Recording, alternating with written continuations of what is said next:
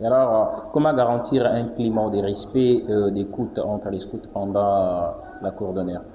Comment garantir un climat de respect, d'écoute pendant la cour d'honneur? Mais déjà, la cour d'honneur n'accueille pas tout le monde. Tout le monde n'a pas accès à la cour d'honneur.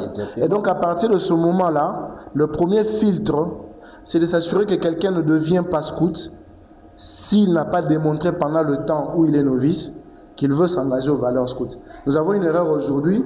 Il y a des chefs de troupes, je n'accuse pas tout le monde, je bénis et je félicite ceux qui font bien. Il y a des chefs scouts qui, pour remplir les rangs et montrer qu'ils ont une bonne troupe, ils font passer tout le monde par la promesse. Alors que le temps du noviciat, c'est le temps où un candidat scout voit ce qui se passe dans le mouvement en étant dans une patrouille, en étant dans une troupe.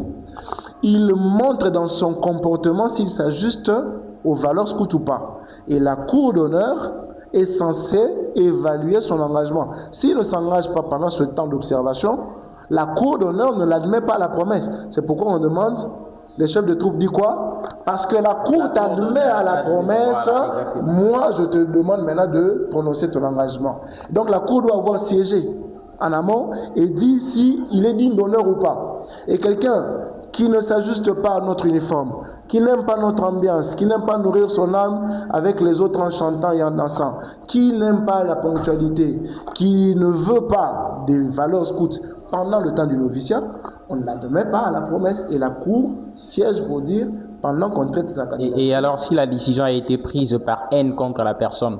Par haine. La cour d'honneur, justement, comme je disais, on n'arrive pas là-bas par hasard. Quelqu'un qui est admis à la cour d'honneur et qui participe à la décision, c'est un chef de patrouille, c'est un second de patrouille, c'est une première classe. Et donc déjà, pour arriver à être première classe, tu as toi-même prouvé, pendant que tu étais novice, pendant ta deuxième classe, pendant que tu entres à la première classe, que tu es quelqu'un de scout. Donc tu n'as pas de haine en toi, le scout est ami. Et donc, quelqu'un qui arrive là, il est déjà dénué de toute forme d'animosité. Et donc, il y a ce filtre-là qui est en amont. Ensuite, il y a la présidence qui doit gérer l'ambiance en sachant qu'il y a un moment débat, il y a un moment où on peut faire relaxer, ça ne doit pas être trop carré, mais ça ne doit pas devenir banal non plus. Donc, la présidence doit gérer l'ambiance et s'assurer que les gens s'expriment et que c'est convivial. La composition du bureau? La composition du bureau, c'est qu'il y a d'abord le président, le chef de troupe. La troupe, c'est des mineurs, c'est des gens qui ont moins de 18 ans. Et donc, on a besoin, puisqu'ils vont siéger, d'une personne qui est le garant de l'État en matière de ce qui va être dit, un majeur. C'est le premier rôle de l'adulte. Ensuite, il doit s'assurer que les choses qui sont dites, sont faites, sont en accord avec la loi scout, avec les valeurs scout. Parce que la loi scout, ce n'est pas des règles, c'est des valeurs. Et donc, c'est lui le président.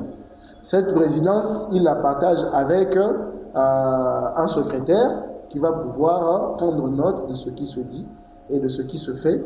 Après, on peut avoir les autres membres, donc les assistants à la troupe, qui sont comme des conseillers, et puis on a les autres membres dont j'ai déjà parlé.